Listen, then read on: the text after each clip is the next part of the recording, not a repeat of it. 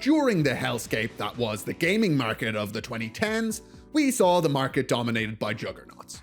Between Microsoft, EA, and Tencent, any studio with notable IP was immediately acquired for a massively inflated worth.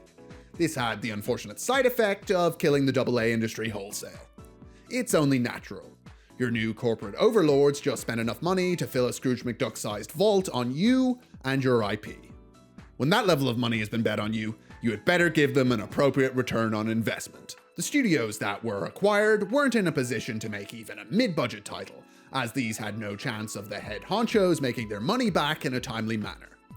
So the heads of these studios found themselves in the classic position that anyone else who's seen the interior of a casino at 4 AM knows all too well. You've got to bet big to win big. Sadly, the nature of gambling also means that for every winner, there's 10 losers with the soggy biscuit, and it resulted in numerous passionate studios getting shit-canned, just because their roll of the Cosmic D20 didn't hit. We're still seeing the same to this very day, with an estimated 35,000 jobs lost just between 2022 and 2025. But why does all of this matter? Why am I standing in front of a green screen just to go on and on about how big corporations will crush you in the pursuit of profit and discard you at the slightest inconvenience? Because over the last couple of years, we've been witnessing the glorious rebirth of the AA industry. A departure from the stale open world simulators, Call of Duty clones, and, God forbid, sports games. These games have dominated the last decade of the industry we all hold so dear. AA games show a desire for more options, more creativity, and for experiences that won't be a forever game. But before we go on, let's define our terms. The term AAA originated in the 90s, likely coming from the grading system used by regulators to grade government bonds, with AAA being the safest. This was applied to games with a large budget and a big studio as a sign of quality. Final Fantasy VII is widely considered the first AAA game. AAA in the current day usually means a game with a very large budget, typically a minimum of $100 million. With a budget that size, it would have to have the backing of a large studio, requiring hundreds of people to be working directly on it, with a grand scope and a development window of several years. AA games refer to a game with a team of usually 50 to 100 people working on the project and a far smaller budget than AAA, often resulting in a game with a smaller but more focused scope. A similar term I'll also be using is middle market, as it's slightly broader and will more accurately describe some of the things I discuss in this video. Middle market essentially describes anything that falls below AAA, but above shovelware you'd find on Steam for €2 when you're pissed drunk on Discord with your mates. Back to the topic. Over the last few years, the AA industry has been making a comeback, with banger releases such as Helldivers 2, Baldur's Gate 3, and Clair Obscura, the French, paving the way for what I will expect to be a booming AA market. The future looks bright for the first time in a long while.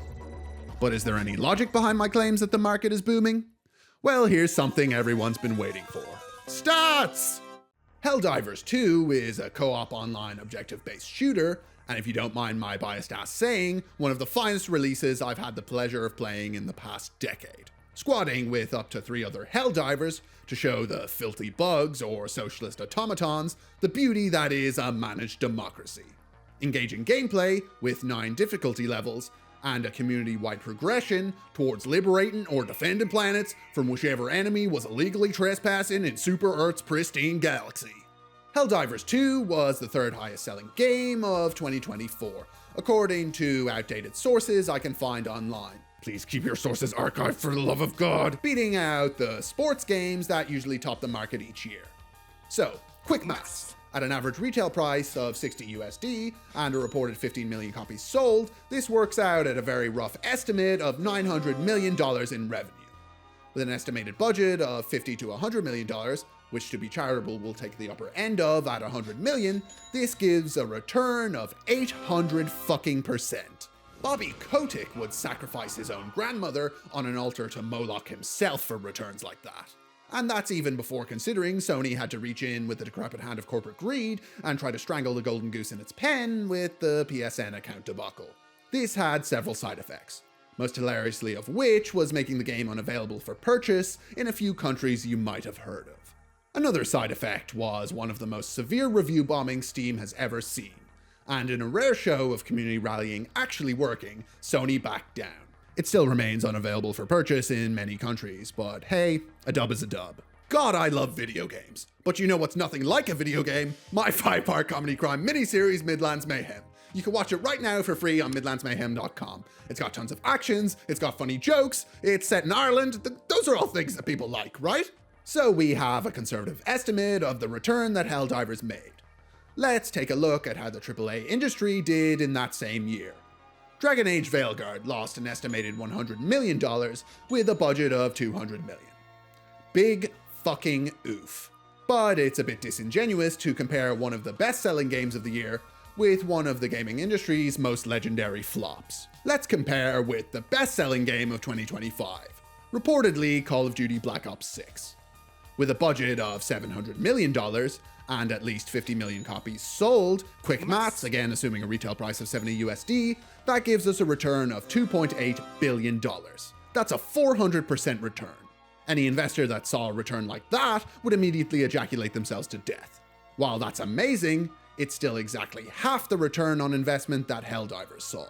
Another case study showing that the demand for the AA market is not only surviving, but it's a thoroughly underappreciated and underdeveloped market. But Adam, you fat imbecile! One example is hardly either a ringing endorsement for the AA industry or a death knell for the AAA space. Only a man with a penis size as small as yours could look at a dataset that minuscule and be pleased. Au contraire, mon frère. This is only the start. Larian Studios' Baldur's Gate 3 is, in my humble opinion, not that I have humble opinions, one of the finest, not only AAA games, not only RPG games, but one of the finest releases the gaming public has been treated to in the last decade. Endless replayability with a branching story, 12 playable classes, multiple subclasses for each, and tactically rich mechanics the industry hasn't seen since Larian last released the exact same game with Divinity Original Sin 2. This is a joke. Divinity Original Sin 2 is fucking amazing in its own right. But I bring up Larian as further proof that they are a case study in how AA development can not only be sustainable, it can be a massive driver for success and innovation in the gaming space. Founded in 1996 by Sven Vinke in Belgium, this might be the most impactful hit Belgium has crafted since Jean-Claude Van Damme beat the piss out of those hillbillies in Universal Soldier. Larian Studios have been making a name for themselves with their cornerstone philosophy of quality over quantity. This can mainly be seen if you look at their catalogue of games, or more accurately, lack thereof. Larian released a total of 8 games between 1999 and 2023. While this schedule might be as bare and flaccid as my penis, what should pique your interest is the average user score for these releases. Discounting the first release of LED Wars, as I'm not really sure how to evaluate a game where one publication gave it a 40% rating, while the other only gave it an 84%, I think we can chalk that up to gaming journalism in the 90s being about as reliable as me behind the wheel after 18 pints on an empty stomach. But that outlier aside, let's look at the Metacritic score for each subsequent launch Larian has made over the last 25 years. Now, those of you with eyes should easily be able to see that there's not a whole lot of games on this list. But the truly big-brained among you might have already realized that while this pond isn't wide, it certainly is deep. They have an 85.2 average Metacritic score. 85.2. If I could have kept an average score like that in school, maybe my dad wouldn't have left for milk and cigarettes quite so early on in my childhood. While Baldur's Gate 3 was the studio's first tiptoe into AAA-hood, with the game reportedly costing an estimated $100 million to make, I think this does in fact help my argument, as the bedrock of Larian Studios has, and hopefully will remain, in the AA space. My reasoning for this? Larian went from crowdfunding Divinity Original Sin 2 on Kickstarter in 2017 to releasing the Game of the Year in 2023. No big publisher, no outrageous marketing budget, no bloody microtransactions. Just a team dedicated to releasing a damn fine video game. And even my jaded ass can respect that. Next on our list is the massive hit Clair Obscura Expedition 33 by the French-based Sandfall Interactive. A turn-based role-playing game with timing-based combat, a world filled with stunning visuals, and a gripping story. Jesus Christ. I've gone from praising the Belgians to glazing the French. Is my whole life a fucking lie?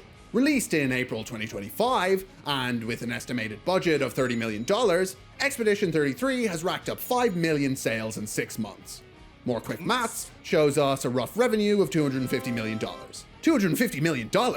That's nearly enough to build 6 Eiffel Towers, according to some sources. Please don't fact check me. Starting from humble beginnings with the founder Guillaume Broche, previously of Ubisoft, reaching out through friends, contacts, and Reddit, to establish a 30-person team with the goal of paying homage to Final Fantasy, Persona, and other such RPGs that they played in their youth. You heard that right. One of the biggest success stories of 2025 came from a collaboration between the French and Reddit. Well, I guess a broken clock can be right twice a day. Circling back to the numbers, similar to how Helldivers 2 also made 8 times its original investment, Expedition 33 found nearly the exact same level of success. Quick update, with the advent of the Game Awards, the actual budget has been revealed to be less than $10 million, making a rough return on investment of 2,400%. This, along with Expedition 33 cleaning house at the Game Awards, should exemplify my point. Before I wrap this up, I just want to mention Silksong briefly. The much anticipated sequel to Hollow Knight, also released recently and sold so fast that it crashed every online store because of how many gamers were rushing to buy it. Despite being made by 3 dudes in a garage, I think it exemplifies several praiseworthy aspects of the middle market, with a focus on quality, lack of predatory pricing, much to the distress of lesser game devs, and a lack of trying to reinvent the wheel that professionals in the industry will hopefully take note of. To bring everything together, where do I think the market is going to head over the next few years? With the strength of recent AA releases, coupled with the thriving indie market, I've been losing my life to Ball X Pit for the last week, please help me, indicates that the market is hungry for these releases with a smaller scope, but a more focused vision.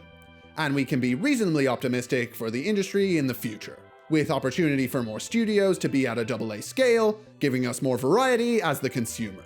As for AAA, I don't think it's going anywhere fast. The games still make money hand over fist with an extremely repeatable formula when it comes to sports games and other established franchises like Assassin's Creed. They still make enough money to keep those shareholders happy, despite, in my opinion, a noticeable drop on quality year on year. But who knows, with the EU potentially clamping down on microtransactions in the coming months, maybe this will be the stone in the pond we need to really shake up the industry at the highest level. To cut short the yapping, is the AAA industry dying? Are we entering a glorious world of reasonably priced games, lack of predatory practices, and the impending gaming nirvana where every gaming CEO will become a follower of our Lord and Savior Gabe Newell? No, you conveniently talkative straw man. But what I am saying is that the gaming industry is the same as any other. No amount of whining on social media is going to get us to where we want the industry to be. The only thing that matters is voting with our wallets. And as I hope I've illustrated in this yapathon, the gaming public has come out in droves to demand more choice, more diverse genres, and more unique gameplay experiences. And if you've made it to the end of this video and still think I'm wrong about everything, just remember gamers, more choice is never a bad thing.